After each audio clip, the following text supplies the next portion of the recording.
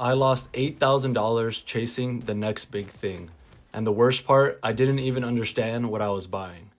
Hey everyone, it's Dev again, and in this video, I want to talk through some of the dumb financial decisions I've made, which have lost me over $8,000. I'll break down exactly what I invested in, how I got sucked into these bad decisions, the hard lessons learned, and why losing this money might have actually saved me from losing way more in the future. Hopefully some of the stories that I talked through in this video can save you from making the same mistakes. And stick around to the end because I'll also share what I'm doing differently now and my current investing strategy. Let me first set the scene and get into the backstory of how I ended up making these mistakes. I started making my own money once I got into high school, and like many of us at that age, whatever little money I made, I used on fast food, random bowling hangouts, or whatever else it is we did with our money back in high school. Investing my money was never on my mind. None of my friends really talked about it, and even if I knew what I was doing, I didn't have any leftover cash to invest. Then I went to a large state school for college, and suddenly I was surrounded by all types of new people. And what stood out to me the most was how many people came from a lot of money.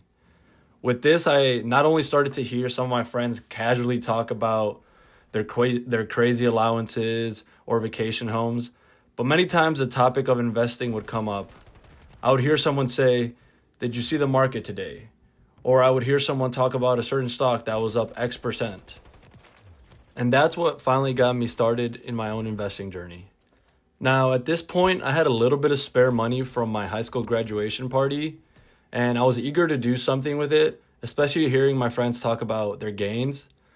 But instead of doing the boring, proven stuff, like putting all my money in an index fund or just at least saving consistently, at that point for me, it was go big or go home. I wanted that 100x overnight return that the YouTubers or Twitter gurus kept hyping up. So that's pretty much what I followed. And I basically invested with zero research.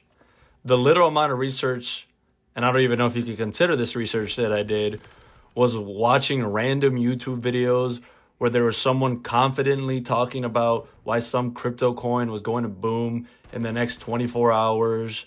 Or I had some random friend casually pitch me a stock like they had some insider info. And I even remember being over at my friend's dad's place who worked at a big crypto fund. And I just overheard him mentioning a couple crypto tokens that he was interested in. And just from that, I went out the next day and bought all of them like an idiot. So even speaking about this now and looking back, I can confidently say that I wasn't investing. At this point, it pretty much was just gambling. So let's actually break down where that $8,000 that I lost actually went. First, we started with crypto. And again, I started investing my freshman year of college. So this was right during the 2017 bull market when everything was going up. And some of the altcoins I put money in were Engine, Polkadot, AMP, Polygon, and AVAX. And I'll drop the images here of my holdings, which I still hold to this day, 8 years later. And you can see that most of them are down 70, 80, 90%. All my investments there have pretty much plummeted. And, at the time I was buying them, every video and article I saw made it seem like these coins were the next big thing. And I pretty much convinced myself that if I just put in a little now and one of them goes 100x, then I'll be set. But what I really didn't understand back then was that there's literally thousands of these coins that never take off. And most of them are either hype projects with flashy marketing and zero long-term use, or just some pump and dumps. And again, this was 2017, so it wasn't as common back then. And it was just during the peak hype. So when everyone else was already bought in, the only way was to go down, and I was buying more. All while having no idea what these coins did, what they were. I couldn't explain what they were trying to solve. I was just buying a ticker symbol on Coinbase. And then there was my failed stock pick, the first big investment I had into a stock. The ticker symbol is UAVS, and I'll throw up an image here to show you the performance in the last 5 years. And yeah, this was the one my friend hyped up like it was going to be the next Tesla of drones. He swore they had government contracts coming up, that Amazon was going to announce a partnership with them soon, and that we would be getting all our packages via these drones. So I bought in, and just like with crypto, I did zero research. I guess in my mind, I thought my friend had done all the upfront work, and if he was convinced it was a great investment, then I should be as well. He saw something before others did, so I didn't want to miss out on the gains he said were coming. And as you just saw in the image I threw up, it tanked. Altogether, across both the crypto altcoin investments and this one stock portfolio, I lost a little bit over $8,000, which at the time definitely did not feel great. I mean, that money I could have used for literally anything else: savings, paying down debt, even just giving myself more peace of mind.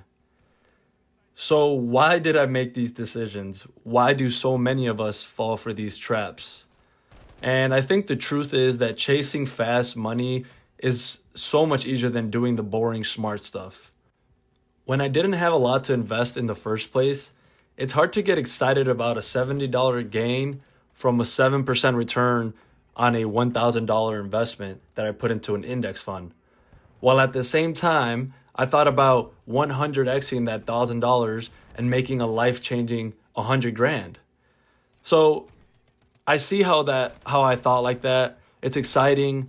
It feels like you're in on a secret, and my brain probably convinced me that I'm about to be rich.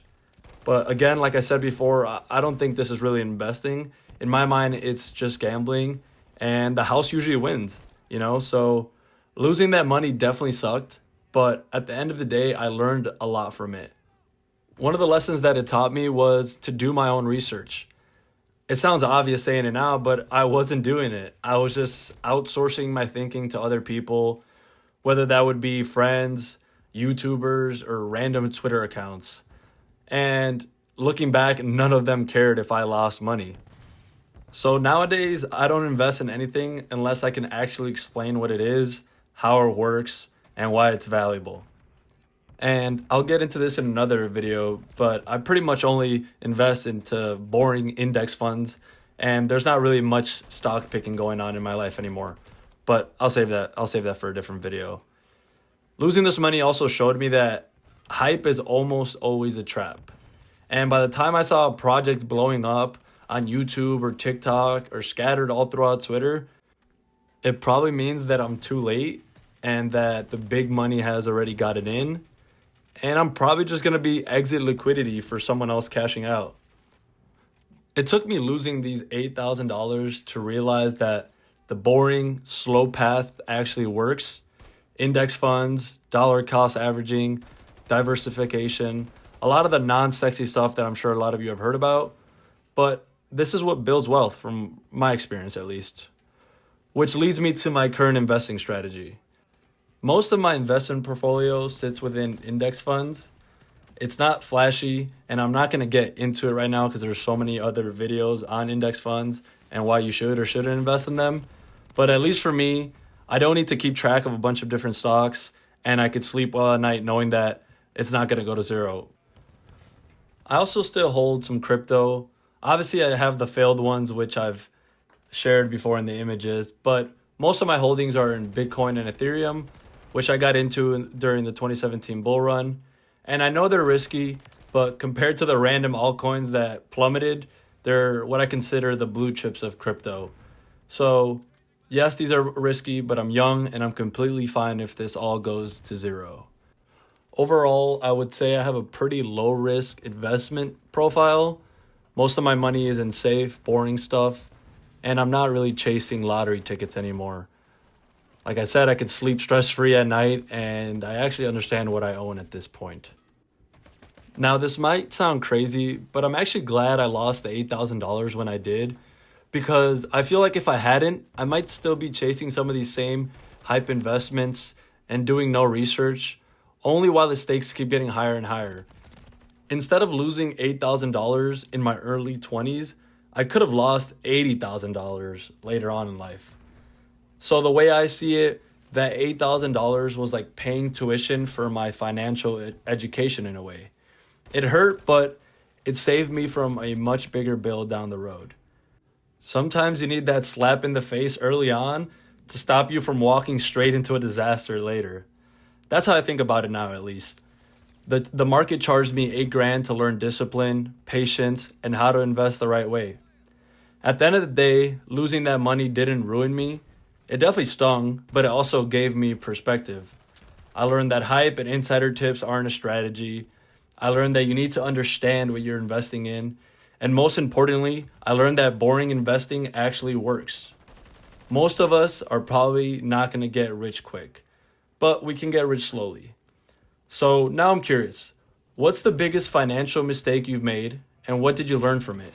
Drop your story in the comments because I'd love to hear them. And if this video helped you, or at least made you feel better about not losing as much money as me, hit that like button and subscribe for more honest money lessons. Thank you all. I'll see you in the next one.